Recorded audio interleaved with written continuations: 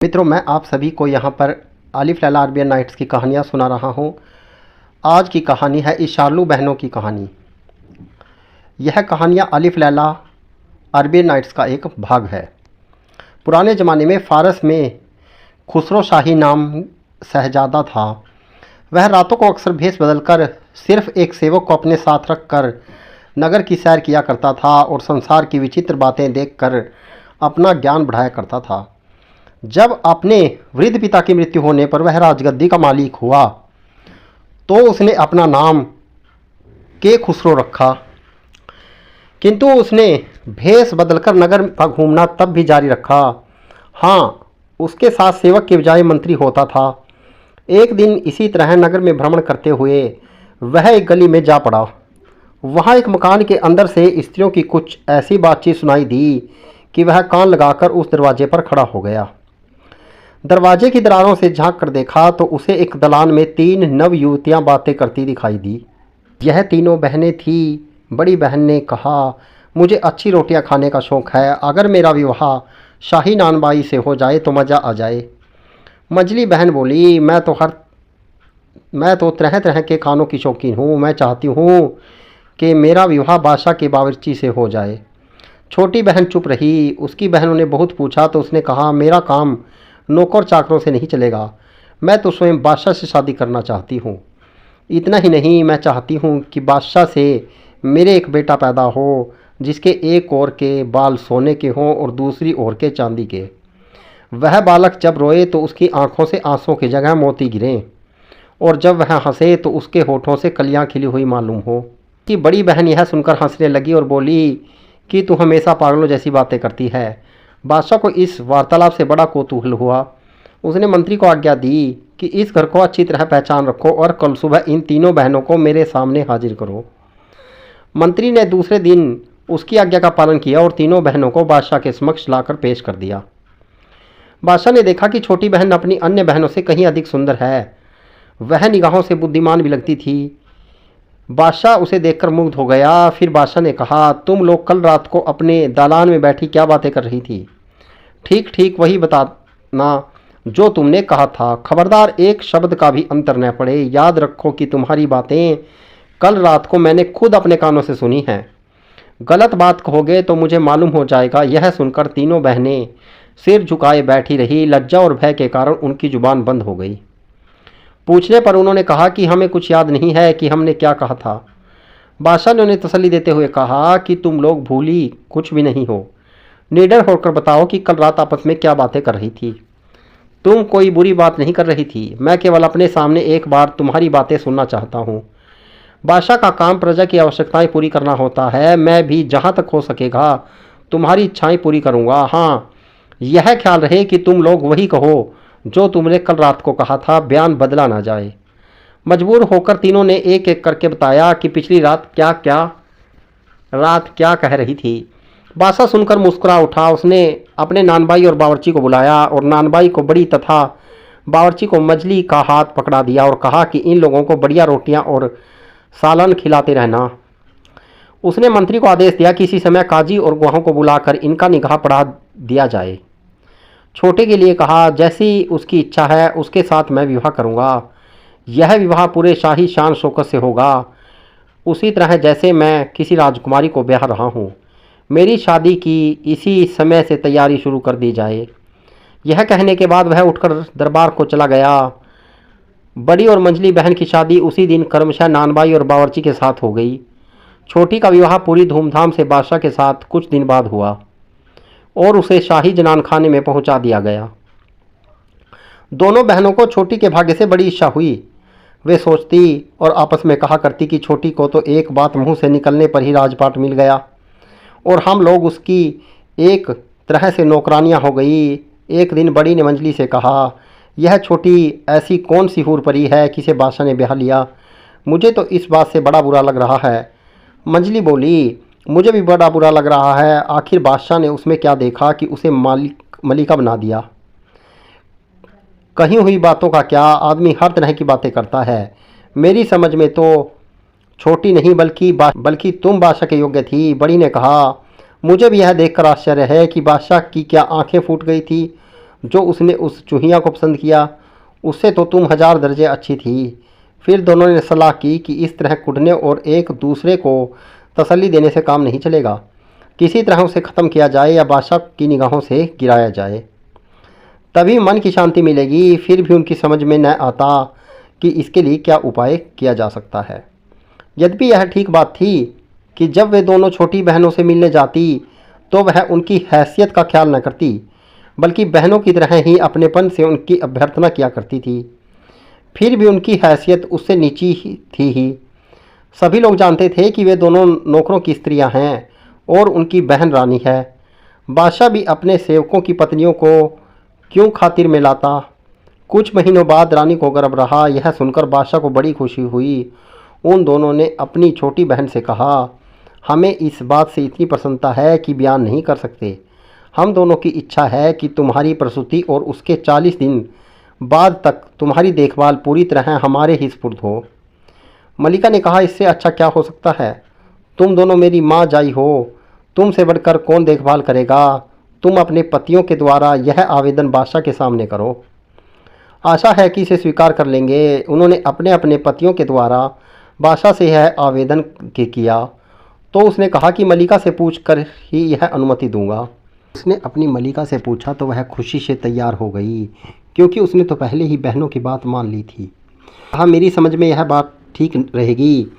वे कुछ भी हों, हैं तो तुम्हारी बहनें गैर आदमियों से तो अधिक अच्छी तरह देखभाल करेंगी। इस बातचीत के बाद बादशाह ने दोनों बहनों को प्रसूति के समय मलिका की देखभाल करने की अनुमति दे दी। वे दोनों महल के अंदर रहने लगी। अब उन्हें अपनी दुष्टता को कार्यान्वित करने का अवसर मिल गया। जब मलिका की प्रसूति का समय आया तो उन्होंने समस्त दासियों को वहां से हटा दिया। मलिका ने एक अत्यंत सुंदर पुत्र को जन्म दिया। इससे उन दोनों को डाह और बढ़ी। उन्होंने चुपचाप उस बच्चे को महल के बाहर पहुंचा दिया और एक मरा हुआ पिल्ला लाकर रख दिया। बच्चे को उन्होंने कंबल में लपेटकर एक पिटारी में रखा और एक नहर में बहा दिया और महल में आकर दासियों को दिखाया कि मलिका ने मरा पिल्ला जना है। सब लोगों को इस पर बड़ा आश्चर्य हुआ, किंतु बादशाह को जब यह मालूम हुआ तो उसका क्रोध से बुरा हाल हो गया। वह कहने लगा, ऐसा मरा पिल्ला जनने वाली रानी का मैं क्या करूँगा, मैं उसे मरवा दूंगा। संयोग से मंत्री भी वहाँ मौजूद था। उसने समझा बुझा कर बादशाह का क्रोध शांत कर दिया। जिस नहर में शालू बहनों ने बच्चे वाली टोकरी बहाई थी वह शाही बागों के अंदर से जाती थी। सारे शाही बागों के व्यवस्थापक यानी बागों के दरोगा का स्थान उसी नहर के किनारे था। उसने नहर में टोकरी बहते देखा तो एक माली से कहकर उसे निकलवाया, क्योंकि नहर में इधर उधर की चीज़ें नहीं आनी चाहिए। देखा तो उसमें एक अत्यंत सुंदर बालक था। दरोगा को देखकर आश्चर्य हुआ कि टोकरी में रखा बालक नहर में कैसे आ गया, लेकिन उसने अधिक सोच विचार नहीं किया। वह निपुता था। बच्चे को उठाकर वह पत्नी के पास ले गया और कहा, भगवान ने यह बच्चा हमें दिया है।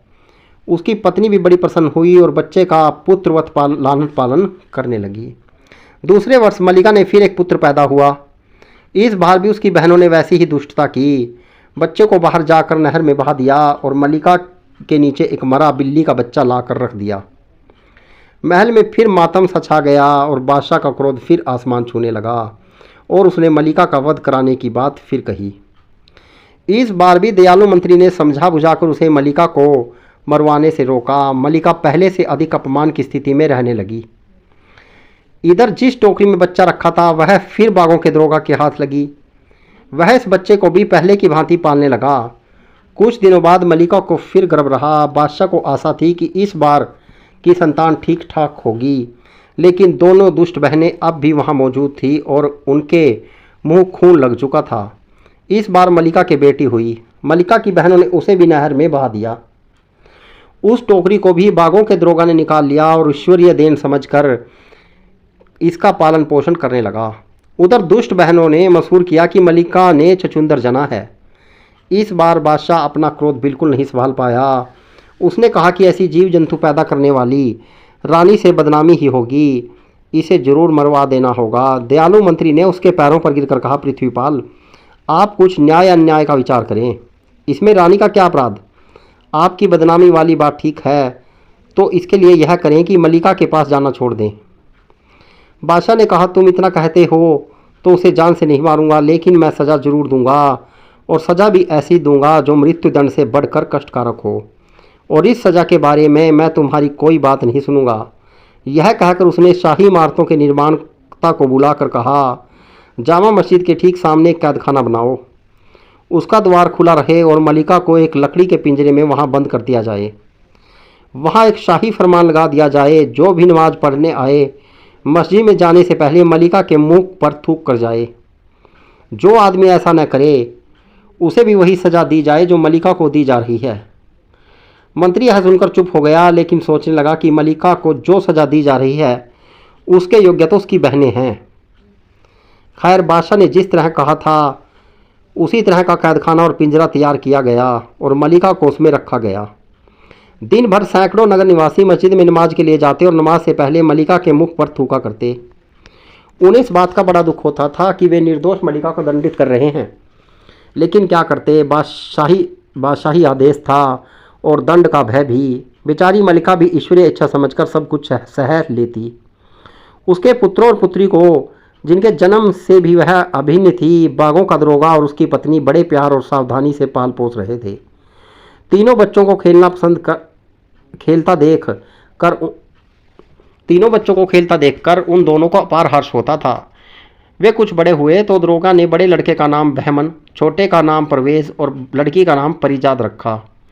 जब वे लोग कुछ और बड़े हुए तो बागों के दरोगा ने उनकी शिक्षा दीक्षा के लिए विद्वानों और विभिन्न कलाकारों के विशेषज्ञों को नियुक्त किया। तीनों की शिक्षा एक साथ होती और परिजाद भी, जो बुद्धि में अपने भाइयों से कम नहीं थी, विभिन्न विषयों में उन्हीं की भांति प्रांगत हो गई। ने काव्य, इतिहास, गणित आदि सभी प्रचलित विद्याएं सीखी। तीनों की बुद्धि इतनी तीक्ष्ण थी कि उनके अध्यापक कहने लगे कि यह लोग तो कुछ दिनों में हमसे बढ़कर विद्वान हो जाएंगे। इन्हें तो कोई बात सीखने में देर नहीं लगती। लिखने पढ़ने के अलावा तीनों ने घुड़सवारी, धनुर्विद्या, शस्त्र संचालन आदि की शिक्षा भी ली और जल्द ही इनमें भी प्रवीण हो गए। इसके अलावा परिजाद ने गाना और वादन भी सीखा। दरोगा को ख्याल तो पहले भी था कि यह लोग शाही महल के जन्मे होंगे। अब विश्वास भी हो गया। उसे अपना छोटा सा घर उनके निवास के लिए उपयुक्त न लगा। उसने शहर के बाग, जंगल के समीप उनके लिए विशाल भवन बनाना शुरू किया। दरोगा ने अपनी देखरेख में यह भवन बनवाया। वह तैयार हो गया तो उसकी दीवारों पर प्रख्यात कलाकारों द्वारा बड़े सुंदर चित्र बनवाए और महल को हर प्रकार की सुंदर और मूल्यवान सामग्री से सजाया। उसके पास ही उसने बड़ी मनोरम पुष्प वाटिका बनवाई, जहां वे लोग मन बहलाया करें। इसके अतिरिक्त एक बड़ा भूमि क्षेत्र घिरवा कर उसने बहुत से जंगली जानवर रखवाए, ताकि वे लोग घर के समीप ही शिकार खेल सकें, क्योंकि स्वस्थ रहने के लिए शिकार अच्छी कसरत है। महल के बन जाने पर दरोगा ने बादशाह से निवेदन किया कि मैंने जंगल के पास एक नया मकान बनाया है। आपकी अनुमति हो तो मैं बाग के छोटे मकान को छोड़कर नए मकान में रहूं। बादशाह उससे खुश था, इसलिए उसने तुरंत अनुमति मिल गई। इससे कुछ वर्ष पूर्व दरोगा की पत्नी का देहांत हो गया था। महल बनवाने में उसका कुछ उद्देश्य पत्नी की मृत्यु का दुख भूलना भी था, किंतु महल बनने के कुछ महीनों बाद ही वह अचानक बीमार होकर मर गया। उसने काफ़ी धन दौलत छोड़ी थी और उन तीनों को जीविका की कोई चिंता न थी, किंतु उसकी अचानक मौत से उन्हें बड़ा दुख हुआ। अंत समय में वह इन तीनों से इससे अधिक कुछ न कह सका कि आपस में मिलजुल कर रहना। उसके मरने पर उसका विधिपूर्वक अंतिम संस्कार करके तीनों भाई बहन मिलजुल कर रहने लगे। दोनों भाइयों को एक प्रतिष्ठित राजपद भी मिल गया, यद्यपि उनकी बादशाह से भेंट न होती थी। एक दिन दोनों शहजादे शिकार खेलने को गए। परिजाद घर में अकेली थी, सिर्फ उसकी एक दासियां उसके साथ थी। उसी समय एक धर्मनिष्ठ वृद्धा वहां आकर कहने लगी, बेटी नमाज का समय है, अनुमति दो तो अंदर आकर नमाज पढ़ूं। परिजाद ने तुरंत अनुमति दे दी। जब वह नमाज पढ़ चुकी तो परिजाद के इशारे पर दासियों ने उस बुढ़िया को सारा महल इत्यादि दिखाया। उसने खुश होकर कहा कि निसंदेह जिसने यह महल बनवाया है वह अपने कार्य का विशेषज्ञ है। मकान दिखाने के बाद दासियां बुढ़िया को परिजाद के पास ले गई। परिजाद ने कहा, बैठिए, आप जैसी धर्मनिष्ठ महिला का साथ करके मैं स्वयं को भाग्यशाली मानती हूँ। बुढ़िया ने नीचे फर्श पर बैठना चाहा, लेकिन परिजाद ने उसे खींचकर अपने तख्त पर अपने बगल में बिठाया। बुढ़िया ने कहा, मालिकिन, मेरी आपके साथ बैठने की हैसियत बिल्कुल नहीं है, लेकिन आपका अनुरोध टाल भी नहीं सकती, इसलिए बैठ रही हूँ। परिजात बुढ़िया से उसके ग्राम, परिवार आदि के बारे में बातें करने लगी। कुछ देर बाद परिजात की दासियों ने जलपान उपस्थित किया, जिसमें भांति भांति की रोटियां, नान, कुचले और हरे फल और सूखे मेवे थे। कई प्रकार की मिठाइयाँ भी थी। परिजात ने कई चीज़ें अपने हाथ से उठाकर वृद्धा को दी और कहा, अम्मा, अच्छी तरह पेट भर कर खाओ। तुम देर की अपने घर से निकली हो, थक भी गई होगी और रास्ते में कुछ खाया भी नहीं होगा। बुढ़िया ने कहा, बेटी, तुम जुग जुग जियो, इतनी सुशील कोई अमीर जादी हो सकती है? यह बात मैं सोच भी नहीं सकती कि मैं निर्धन हूँ। ऐसी स्वादिष्ट वस्तुएं खाने से मेरी आदत नहीं है, लेकिन तुम इतने प्यार और आदर से कह रही हो तो खुशी से खाऊंगी। मैं इसे भगवान की दया समझती हूँ कि उसने मुझे तुम्हारा घर दिखाया। नाश्ता करने के बाद परिजात ने बुढ़िया से और भी बातें की, क्योंकि वह कई विषयों की जानकार मालूम होती थी। उससे बुढ़िया ने धर्म और ईश्वर भक्ति के बारे में कई प्रश्न पूछे, जिनका उसने बहुत अच्छी तरह उत्तर दिया। फिर परिजात ने बुढ़िया से पूछा, अम्मा, महल और बाग वगैरह के बारे में तुम्हारी क्या राय है? क्या और भी कोई वस्तु है जो तुम्हारी राय में यहाँ होनी चाहिए? बुढ़िया हंसकर बोली, बेटी, यह प्रश्न मुझसे न करो तो अच्छा है। मैं कुछ कहूँगी तो तुम कहोगी यह 2 टके की बुढ़िया मेरे महल और बाग में नुक्स निकालती है। परिजात ने जोर देकर कहा, मैं ऐसा कुछ नहीं कहूँगी। तुम जो कुछ कमी इसमें समझती हो वह मुझे ज़रूर बताओ, मैं उसे पूरे करने की कोशिश करूँगी।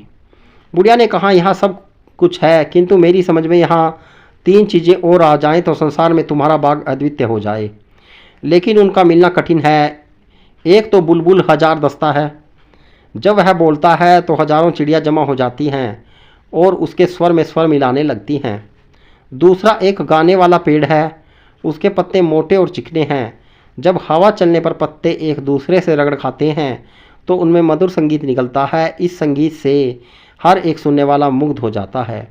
तीसरी वस्तु है सुनहरा पानी। उसकी एक बूंद किसी बर्तन में रख दी जाए तो वह बर्तन अपने आप भर जाता है और फिर उसमें से एक फव्वारा निकलता है जो कभी नहीं रुकता, क्योंकि वह पानी लौट कर उसी बर्तन में गिरता है। परिजात बोली, अम्मा, तुम्हें इन चीज़ों के बारे में इतने विस्तार से पता है तो यह भी जानती होंगी यह वस्तुएं कहाँ मिलती हैं। मुझे बताओ, मैं उनकी प्राप्ति का प्रयत्न करूं। वृद्धा ने कहा, पूरा हाल तो मैं नहीं बता सकती, लेकिन इतना बता सकती हूँ कि इस देश में कहीं भी यह चीज़ें नहीं मिल सकती। यहाँ से कोई व्यक्ति अमुक दिशा में जाए और सीधा चलता ही जाए तो 20 दिन की यात्रा के बाद जो पहला व्यक्ति उसे मिले उससे पूछे कि यह तीनों वस्तुएं कहाँ मिलेंगी, वही आगे की राह बताएगा। अच्छा बेटी, अब मुझे काफ़ी देर हो गई है, मैं चलूँगी। बुढ़िया को यह क्या मालूम था कि परिजात इतनी साहसी लड़की है कि खुद इन चीज़ों की तलाश में निकल पड़ेगी।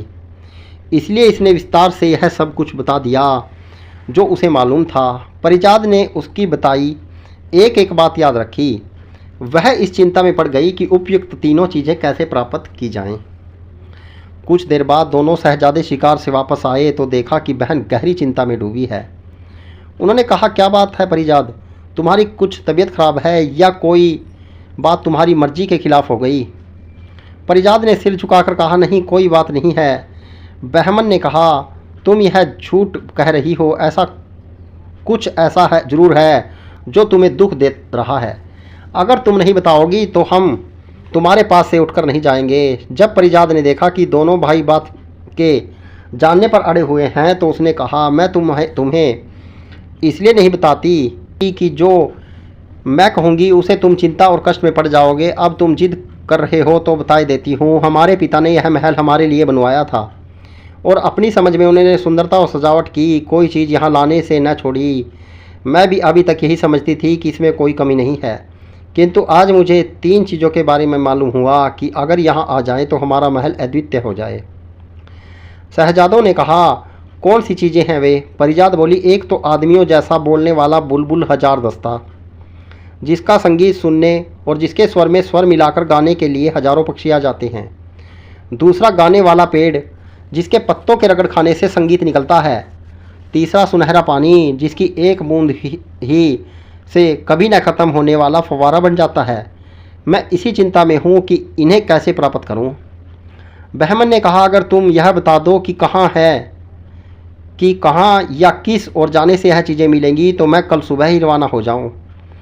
परवेज ने उसे उद्यत देखकर कहा, भैया तुम्हारी बुद्धि और बल में संदेह नहीं, किंतु अच्छा हो अगर तुम यहाँ रहकर यहाँ का कामकाज संभालो।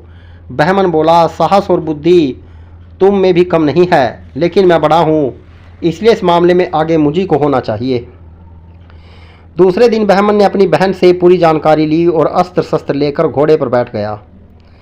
अब परिजाद उसे देखकर रोने लगी और बोली, भैया मैं भी बड़ी दुष्ट हूँ, जो अपने जरा से शौक के लिए तुम्हें मुसीबत में फंसा रही हूँ। मैं अपनी मांग वापस लेती हूँ, अब कभी तीनों चीज़ों में एक का भी उल्लेख नहीं करूँगी, तुम न जाओ। बहमन ने कहा, एक बार कमर कस कर मैं पीछे नहीं हटता, अगर अब मैं सफ़र नहीं करता तो हमेशा मेरे लिए यह खटक रहेगी कि मैं कायर हूँ। परिजाद ने कहा, यहाँ हम लोग भी तो परेशान रहेंगे, हमें नहीं मालूम हो सकेगा कि तुम किस हाल में हो। बहमन ने कहा, इसका प्रबंध मैं कर रहा हूँ, यह खंजर लो, यह जादू की चीज़ है, रोज़ इसे मियान से निकाल कर देखना, अगर यह साफ और चमकता हुआ दिखाई दे तो समझ जाना कि मैं जहाँ हूँ सकुशल हूँ, लेकिन अगर इसमें से खून की बूंदें टपकने लगें तो समझ लेना कि मैं जीवित नहीं रहा। यह सुनकर परवेज और परिजाद और अधीर हुए और बहमन से कहने लगे कि ऐसी खतरनाक यात्रा न करो, लेकिन बहमन ने उनकी बात न सुनी और घोड़ा दौड़ा दिया। बहमन सीधी राह पर लिया, उसने ध्यान रखा कि कहीं दाएं बाएं न मुड़ जाए। फारस की राजधानी से 20 दिन की राह पूरी करने पर वह सोच रहा था कि आगे जाऊं या न जाऊं। तभी उसे एक अजीब सा दृश्य दिखाई दिया। एक घने पेड़ के नीचे एक झोपड़ा पड़ा हुआ था और उसके बाहर एक बूढ़ा बैठा था, जिसे बहुत ध्यान से देखने पर ही मालूम होता था कि कोई आदमी बैठा है। उसके बाल बर्फ़ की तरह सफ़ेद थे, उसके सिर, दाढ़ी, मूछें और भौं के बाल इतने बढ़ गए थे कि उसका सारा शरीर बालों से ढक गया था। उसके हाथों और पैरों के नाखून बहुत बढ़ गए थे और कीलों की तरह मालूम होते थे, और उसके सिर पर एक लंबी टोपी रखी थी। उसने अपना शरीर एक चटाई से ढक रखा था, जिसके ऊपर उनके बाल पड़े थे। बहमन उसे देखकर समझ गया कि यह कोई तपस्वी सिद्ध है, जो ऐसे दुर्गम और निर्जन स्थान में अकेला बगैर खाए पिए तपस्यारत रहता है। बहमन को तो तलाश ही थी कि कोई आदमी मिले, क्योंकि पहला मिलने वाला ही उसे गंतव्य स्थान का पता दे सकता था। वह यह भी समझ गया कि पहला और आखिरी आदमी यहाँ यही ही मिल सकता है, और भी स्वाभाविक है कि ऐसी अलभ्य वस्तुओं का पता किसी सिद्ध तपस्वी से लगे। बहमन घोड़े से उतरा, उसने वृद्ध तपस्वी के पास जाकर प्रणाम किया। बहमन को उस जगह से जहाँ वृद्ध का मुख हो सकता था कोई ध्वनि तो सुनाई दी, किंतु उसकी समझ में कुछ भी नहीं आया। कुछ देर बाद बहमन ने समझ लिया कि मूछें और दाढ़ी के घने बालों ने बूढ़े सिद्ध का मुख इस तरह बंद कर रखा है कि उसकी आवाज़ घुट कर रह जाती है। उसने अपना घोड़ा एक पेड़ से बांधा और तपस्वी के पास आकर अपनी जेब से एक छोटी सी कैंची निकाली। फिर वह बोला, हे तपस्वी पिता, तुम्हारी बात मेरी समझ में बिल्कुल नहीं आई। अगर अनुमति दे तो मैं तुम्हारी भौहें और मूछें छाँट दूं। इनके कारण तुम्हारी सूरत आदमी के बजाय रीछ जैसी मालूम होती है। तपस्वी ने इशारे से उसे अनुमति दे दी। बहमन ने उसकी भौहें और मूछों को छाँट डाला तो तपस्वी का चेहरा बिल्कुल बदल गया। शहजादा बहमन बोला, तपस्वी पिता, अगर मेरे पास दर्पण होता तो मैं तुम्हें दिखाता कि हजामत के बाद यही नहीं हुआ कि तुम रीछ के बजाय आदमी लगो, बल्कि तुम बूढ़े के बजाय जवान भी लगने लगे हो। तपस्वी इस प्रकार की मनोरंजक वार्ता सुनकर मुस्कुराया और बोला, बेटे, मैं तुम्हारी सेवा से प्रसन्न हुआ। अब बताओ कि इतनी दूरी किस लिए आए हो? ताकि तुम्हारे उद्देश्य की सिद्धि के लिए मैं जो कुछ कर सकता हूँ वह करूँ। बहमन बोला, तपस्वी पिता, मैं बहुत दूर से बुलबुल, हजार दस्ता गाने वाला पेड़ और सुनहरा पानी लेने के लिए आया हूँ। आप कृपा करके मुझे बताएं कि यह वस्तुएं मुझे कहाँ और कैसे मिलेंगी। बूढ़े ने यह सुनकर सिर झुका लिया और बहुत देर तक चुपचाप बैठा रहा। बहमन ने फिर कहा, तपस्वी पिता, तुमने मौन क्यों साध लिया? अगर तुम्हें नहीं मालूम तो कह दो कि नहीं जानता, मैं किसी और से पूछूं। तपस्वी ने कहा, मुझे मालूम तो है, लेकिन मैं तुम्हें इसलिए नहीं बताना चाहता कि तुम्हारी सेवा के बदले तुम्हें मुसीबत में नहीं डालना चाहता। बहमन ने कहा, यह क्या बात हुई? सिद्ध ने कहा, जहाँ यह चीज़ें हैं वहाँ का मार्ग बड़ा भयावह है।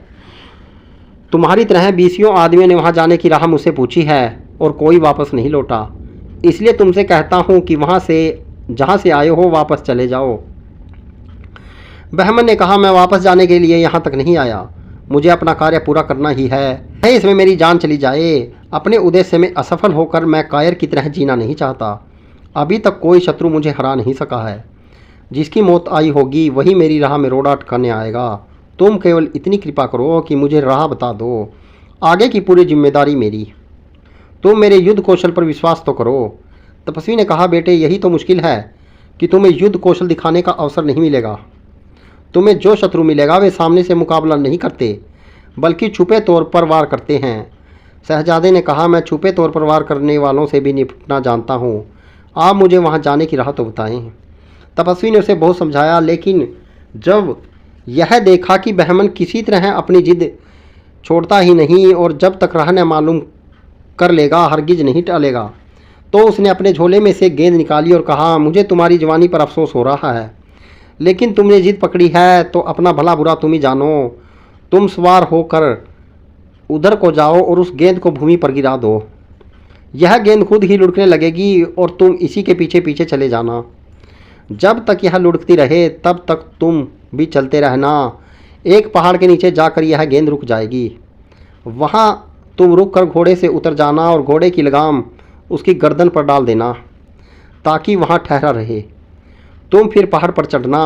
तुम अपने दोनों ओर काले पत्थर काफ़ी अधिक संख्या में देखोगे, उन पर तुम ध्यान न देना। इसके अलावा अपने पीछे से आते हुए बहुत से अपशब्द और धमकियाँ सुनोगे।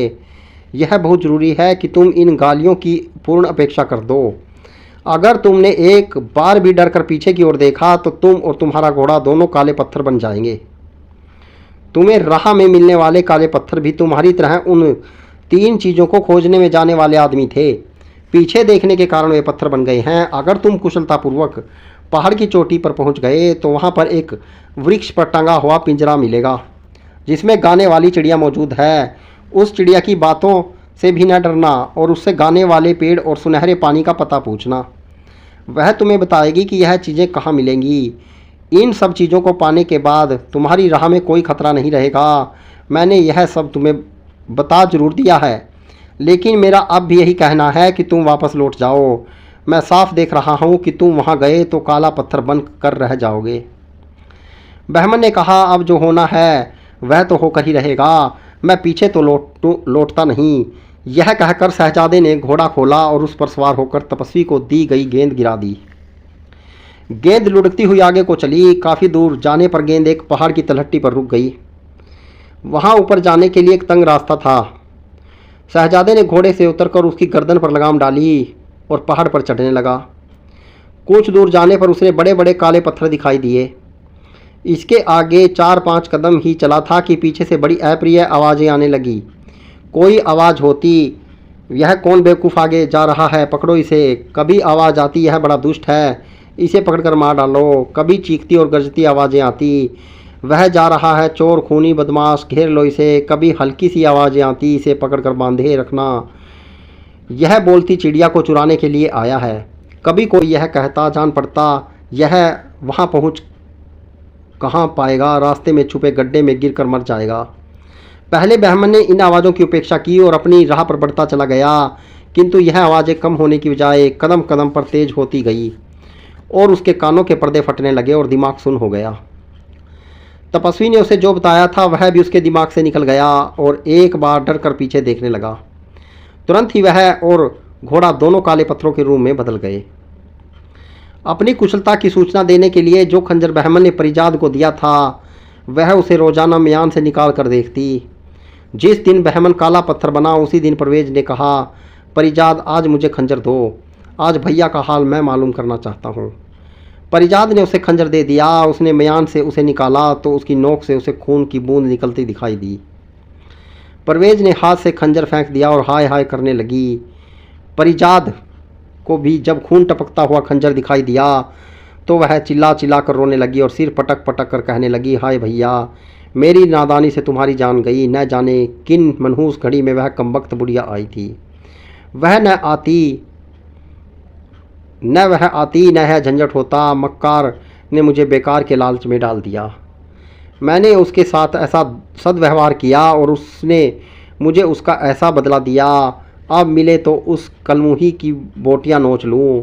मेरे प्यारे भाई की जान उसी के दिलाए लालच के कारण गई। हे भगवान, तू भैया को जिंदा घर लौटा, चाहे मेरी मौत भेज दे। भैया न रहे तो चिड़िया, पेड़ और पानी को पाकर भी मैं क्या करूँगी। मुझे यह चीज़ें नहीं चाहिए, मुझे और भी कुछ नहीं चाहिए, मुझे सिर्फ मेरा भाई चाहिए। परिजात बहमन की बातों को याद करके देर तक रोती रही। परवेज भी आंसू बहाता रहा। फिर उसने कहा, परिजात, अब रोने धोने से कुछ नहीं होगा। अब मैं जाता हूँ। मैं पता लगाऊंगा कि भैया किस प्रकृति कारण से मरे या किसी शत्रु ने उन्हें मारा है। किसी ने उन्हें मारा होगा तो मैं उसे जीता नहीं छोड़ूंगा। भैया की मौत का बदला जरूर लूँगा। परिजात ने बहुत समझाकर उसे रोकना चाहा। वह बोली, मैंने एक भाई तो खो ही दिया है, दूसरे को मौत के मुंह में नहीं जाने दूंगी। बड़े भैया तुमसे कुछ कम बहादुर नहीं थे। लेकिन परवेज ने उसकी एक भी बात न सुनी। उसने दूसरे दिन सुबह अपनी साहसी यात्रा पर जाने की तैयारी शुरू कर दी। दूसरे दिन उसके रवाना होने के समय परिजात रो कर बोली, बड़े भैया ने तो अपनी कुशलता जानने को एक राह भी बताई थी, तुम्हारा हाल मुझे कैसे मालूम होगा। परवेज ने उसे मोतियों की एक माला दी। उसने कहा, देखो, इसके सारे मोती अलग अलग हैं। इसे उंगलियों पर चलाने से एक एक मोती उंगलियों में आता है। जब तक यह मोती ऐसे ही रहे तो समझ लेना कि मैं ठीक ठाक हूँ। जिस दिन यह एक दूसरे से चिपक जाएं और माला न फेरी जा सके तो समझ लेना कि मैं दुनिया में नहीं रहा। यह कहकर परवेज निकल पड़ा। 20 दिन की यात्रा के बाद वह वहीं पहुंचा जहां वह सिद्ध तपस्वी बैठा था। उसने आदरपूर्वक सिद्ध को प्रणाम किया और पूछा, क्या आप बता सकेंगे कि मुझे बोलने वाली चिड़िया, गाने वाला पेड़ और सोने का पानी कहाँ से मिल सकते हैं। तपस्वी ने कहा, बेटे, वह राह बहुत खतरनाक है, तुम वहाँ जाने का इरादा न करो और यहीं से लौट जाओ। वहाँ से अभी तक कोई वापस नहीं आया। 1 महीने से भी कम हुआ। तुम्हारी ही शकल सूरत का एक नौजवान मेरे लाख रोकने पर भी उधर को गया था, वह भी नहीं लौटा है। परवेज ने कहा, वह मेरा बड़ा भाई था। यह तो मुझे मालूम है कि वह जीवित नहीं है, लेकिन मैं यह नहीं जानता कि वह कैसे मरा, किस प्राकृतिक कारण से मरा या किसी दुश्मन ने उसे मारा। सिद्ध ने कहा, मैं तुम्हें बताता हूँ, बहुत से आदमी मेरी चेतावनी के बावजूद उस राह पर गए और काले पत्थर बनकर वहीं पर रह गए। तुम्हारे भाई के साथ भी यही हुआ है। तुम मेरी बात मानो और लौट जाओ, वरना तुम भी काला पत्थर बनकर यहाँ हमेशा पड़े रहोगे। परवेज ने कहा, मैं आपका आभारी हूँ कि आप मेरे हित चिंतक हैं, लेकिन मैं आगे पांव बढ़ा चुका हूँ, पीछे नहीं हट सकता। आप मुझे वह रास्ता अवश्य बताएं। सिद्ध ने कहा, मैं तुम्हारे साथ चल सकता तो कोई बात नहीं थी, किंतु बुढ़ापे के कारण मैं नहीं जा सकूंगा। तुम जिद करते हो तो जाओ। यह गेंद ले लो, इसे ज़मीन पर रखोगे तो यह खुद लुढ़कने लगेगी और तुम इसके पीछे लग जाना। पहाड़ के नीचे जाकर यह रुकेगा और तुम उसी पहाड़ पर चढ़ जाना। तुम्हारे पीछे से किसी तरह की आवाज़ें आए, तुम पीछे मुड़ कर न देखना, वरना तुम भी पत्थर बन जाओगे। ऊपर जाकर तुम्हें बोलने वाली चिड़िया मिलेगी और वही तुम्हें अन्य 2 चीज़ों का पता बताएगी। परवेज सिद्ध को माथा नवाकर सवार होकर चला। गेंद उसे रास्ता दिखाती जा रही थी। कुछ देर बाद एक पहाड़ की तलहटी में जाकर गेंद रुक गई। परवेज घोड़े को वहीं खड़ा करके पहाड़ पर चढ़ने लगा। 2-4 ही कदम गया होगा कि उसने सुना कि पीछे से कोई डांट कर कह रहा है, अबे ओ बदमाश बदतमीज, कहाँ बढ़ा जा रहा है, रुक जा कमबख्त, तुझे सजा दूँ। परवेज को जल्दी क्रोध आ जाता था। उसने गालियाँ सुनी तो उसका खून खोल उठा और वह तपस्वी द्वारा दी हुई चेतावनी को भूल गया। उसने म्यान से तलवार खींच ली और पलट कर देखा तो कि गाली देने वाले के टुकड़े टुकड़े कर दूं, किंतु पीछे देखते ही वह काले पत्थर खा धोखा बन गया और उसके घोड़े का भी यही हाल हुआ। परवेज के जाने के बाद परिजात को बहमन की यात्रा के समय से भी अधिक शंका बनी रहती थी। वह बहमन के दिए खंजर को तो कभी कभी ही देखती थी, किंतु परवेज की दी हुई माला को अपने गले में डालकर रहती और हमेशा उसके मोतियों पर हाथ फेरा कर उनकी दशा को देखती रहती थी। जो ही परवेज काले पत्थर की शिला के रूप में परिवर्तित हुआ, उसके कुछ ही देर बाद परिजात को उसकी मृत्यु का हाल मालूम हो गया, क्योंकि माला के मोती एक दूसरे से ऐसे चिपक गए थे कि माला फेरना असंभव था। परिजात उस समय को तो दुख के कारण चेत हो गई, किंतु बाद में होश आने पर उसने फैसला किया कि दोनों भाइयों को मौत के मुंह में भेजने के बाद अब मेरे जीवन का भी कोई अर्थ नहीं है। उसने भी घुड़सवारी और शस्त्र संचालन की शिक्षा ली थी और उसमें साहस की कमी न थी। उसने मर्दाने कपड़े पहने, हथियार लगाए और घोड़े पर सवार हो गई। उसने गृह प्रबंधक को आदेश दिया कि जब तक वह वापस न आए वह खुद महल की देखभाल करे। किसी प्रबंध में कमी न होने पाए। 20 दिन तक घोड़े पर चलने के बाद वह भी उसी सिद्ध तपस्वी के पास पहुंची। उसने प्रणाम करके बोली, सिद्ध पिता कृपा मुझे बताएं कि बोलने वाली चिड़िया, गाने वाला पेड़ और सुनहरा पानी कहाँ मिलेगा। वृद्ध ने कहा, तुमने कपड़े तो आदमियों जैसे पहने हैं, किंतु स्पष्टतः तुम स्त्री हो। जैसा तुम्हारा स्वर बता रहा है, मुझे मालूम है कि वे चीज़ें कहाँ हैं, लेकिन तुम उन्हें क्यों पूछ रही हो। परिजात बोली, जब से मैंने उनके बारे में सुना तभी से उन्हें पाने की इच्छा है। तपस्वी ने कहा, वे चीज़ें संग्रहणीय हैं, लेकिन उन्हें प्राप्त करने के मार्ग में बड़े खतरे हैं। तुम लड़की हो, तुम्हारे लिए अच्छा यही है कि तुम अपनी इच्छा पर संयम रखो और उन्हें प्राप्त करने का विचार छोड़ दो। बड़े बड़े बहादुर उस राह पर जाकर वापस नहीं लौटे, घर लौट जाओ। परिजात बोली, तपस्वी पिता, 20 दिन चल कर तो मैं यहाँ पहुँची, अब तो यहाँ से यूं ही वापस नहीं जा सकती। कृपया मुझे विस्तार से बताएं कि उस मार्ग में क्या क्या खतरे हैं, ताकि मैं उनसे निपटने का उपाय ढूंढ सकूं। मेरा विचार है कि अगर मैं सोच समझकर आगे बढ़ूंगी तो हर तरह के खतरे का सामना कर सकूंगी। आप कृपया मेरा मार्गदर्शन करें। वृद्ध तपस्वी ने परिजात को वे सारी बातें बताई जो उसने बहमन और परवेज को बताई थी। उसने कहा, खतरे सिर्फ तब तक हैं जब तक कोई पहाड़ की चोटी पर न पहुंच जाए। फिर तुम्हें बातें करने वाली चिड़िया मिलेगी और वह तुम्हें गाने वाले पेड़ और सुनहरे पानी के स्थानों को भी बताएगी, लेकिन पहाड़ चढ़ने के समीप अप्रिय और कटु शब्द सुनाई देंगे। रास्ते में काले पत्थर आदमी ही हैं जो उन तीनों चीज़ों की खोज में गए थे, किंतु गालियाँ या धमकियों से डरकर या क्रुद्ध होकर पीछे देखते ही काले पत्थर या शिला बन गए।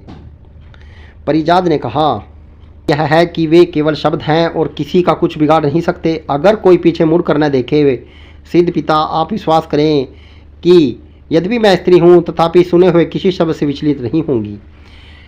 मैं न तो इन आवाज़ों से भयभीत होंगी और न उन पर क्रोध करूंगी।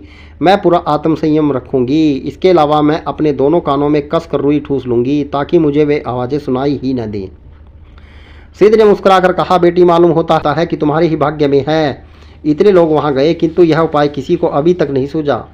बस सब कुछ इस पर निर्भर है, चाहो तो कुछ सुनाई दे, आदमी उसका असर अपने मन पर न पड़ने दे। परिजात ने कहा, विश्वास रखिए, मैं आपकी दी हुई सलाह पूरी तरह मानूंगी। अब आप यह बता दीजिए कि पहाड़ को कौन सा रास्ता जाता है। बूढ़े तपस्वी ने कहा, बेटी तुम होशियार तो बहुत मालूम होती हो, लेकिन एक बार फिर तुम्हें सलाह दूंगा कि घर लौट जाओ। परिजात आगे जाने की जिद पर अड़ी रही तो वृद्ध ने मजबूर होकर अन्य लोगों की भांति उसे भी मार्ग प्रदर्शन करने वाली गेंद दी और कहा, इसे भूमि पर डाल दो, यह अपने आप लुढ़कती हुई पहाड़ के नीचे जाकर रुक जाएगी। तुम वहीं घोड़े से उतरना और पहाड़ पर चढ़ना शुरू कर देना। परिजात ने ऐसा ही किया और तेजी से लुढ़कती हुई गेंद के पीछे घोड़ा दौड़ाने लगी। गेंद पर्वत के नीचे जाकर रुक गई तो वह घोड़े से उतर पड़ी और अब उसकी गर्दन पर लगाम डालने के बाद उसने अपने कानों में ठूस ठूस कर रुई भर ली और धीरे धीरे पहाड़ पर चढ़ने लगी। उसके पीछे आवाज़ें होने लगी, किंतु वे कानों में रुई ठूसी होने के कारण उसे सुनाई न दी और वह बढ़ती गई। फिर पीछे से आने वाली आवाज़ें और तेज हुई। यह आवाज़ें भी उसे धीमी सुनाई दी और उन्होंने उसके मस्तिष्क को बिल्कुल विचलित नहीं किया। फिर उसे ऐसी गालियाँ सुनने को मिली जो स्त्रियों के लिए होती हैं और बड़ी अपमानजनक होती हैं। परिजात को एक क्षण तो बुरा लगा, किंतु फिर वह उन गालियों पर हंस पड़ी। इस तरह उस भयानक चढ़ाई को दृढ़ता और संयम से पूर्ण करने के बाद वह शिखर पर पहुंची तो देखा कि एक पिंजरे में एक सुंदर चिड़िया मधुर स्वर में गा रही है। परिजात को देखते ही वह सिंह की तरह गरज कर बोली, ये लड़की, खबरदार मेरे पास न आना। परिजात इस पर हंसने लगी और दौड़कर चोटी पर पहुंच गई। वहां भूमि समतल थी। उसने दौड़कर चिड़िया के पिंजरे पर हाथ रखा और बोली, चिड़िया रानी, आज से मैं तुम्हारी मालकिन हूँ और तुम मेरे कब्जे में रहोगी। फिर उसने कानों की रुई निकाल दी। चिड़िया बोली, तुम ठीक कह रही हो। अब मैं सदैव आप तुम्हारी सेवा और हित साधना करती रहूँगी। मैं पिंजरे में बंद रहती हूँ, लेकिन संसार की कोई बात नहीं जो मुझे मालूम नहीं है। तुम्हारा हाल इतना जानती हूँ जितना तुम भी नहीं जानती और मेरे कारण तुम्हें अयाचित लाभ मिलेगा। अब तुम मेरी स्वामिनी हुई और तुम्हारी सेवा करना मेरा धर्म है। इस समय तुम बताओ कि मुझसे क्या चाहती हो, मैं बगैर ना नुक करके उसे करूँगी। चिड़िया की बातों से परिजात को प्रसन्नता हुई, यद्यपि उसे अपने भाइयों के विनाश का बड़ा दुख भी था। उसने चिड़िया से कहा, मुझे तुमसे बहुत सी बातें पूछनी हैं। सबसे पहले यह बताओ कि मुझे सुनहरा पानी कहाँ मिलेगा। चिड़िया ने जो मार्ग बताया उस पर चलकर परिजा सुनहरे पानी के कुंड पर पहुंची और एक चांदी की सुराही में जो वह अपने साथ ले गई थी अच्छी तरह पानी भरकर ले आई। फिर उसने चिड़िया से गाने वाले पेड़ के बारे में पूछा। चिड़िया ने कहा, तुम्हारे पीछे की ओर एक बड़ा जंगल है। यह जंगल बहुत दूर नहीं है, उसी में गाने वाला पेड़ मिलेगा। तुम्हें आसानी से मालूम हो जाएगा कि कौन सा पेड़ है, क्योंकि संगीत सिर्फ उसी से निकल रहा होगा। परिजात ने कहा, यह तो ठीक है, लेकिन मैं उस पेड़ को उखाड़ कर लाऊंगी कैसे? चिड़िया बोली, पेड़ नहीं उखड़ेगा, तुम सिर्फ एक टहनी तोड़ कर ले आओ। जब तुम अपनी वाटिका की भूमि में उसे लगाओगी तो वह कुछ ही समय में पूरे वृक्ष के रूप में परिवर्तित हो जाएगी। देखने वाले ताज्जुब करेंगे कि एक ही दिन में यह पूरा पेड़ कैसे आ गया। परिजात चिड़िया के बताए रास्ते पर चलकर जंगल में गई और वहां से गाने वाले पेड़ की टहनी तोड़ लाई। वह बहुत प्रसन्न थी कि तीनों चीज़ें मिल गई हैं। फिर भी उसे अपने भाइयों का ख्याल बना हुआ था। उसने चिड़िया से पूछा, यहाँ आने की राह में मेरे दोनों बड़े भाई काले पत्थर बने पड़े हैं। क्या यह संभव है कि मैं उन्हें फिर से जीवित करूं? मैं तो यह नहीं पहचानती कि उन पत्थरों में कौन से मेरे भाई हैं। चिड़िया ने कहा, तुम यह करो कि सुराही में जो सुनहरा पानी लाई हो उसकी एक एक बूंद सारे शिलाखंडों पर डाल दो। वे सभी लोग अपने पूर्व स्वरूप में आ जाएंगे और उनके घोड़े भी। उन्हीं में तुम्हारे भाई भी होंगे, जिनके पुनः जीवित होने पर उन्हें पहचान लोगी।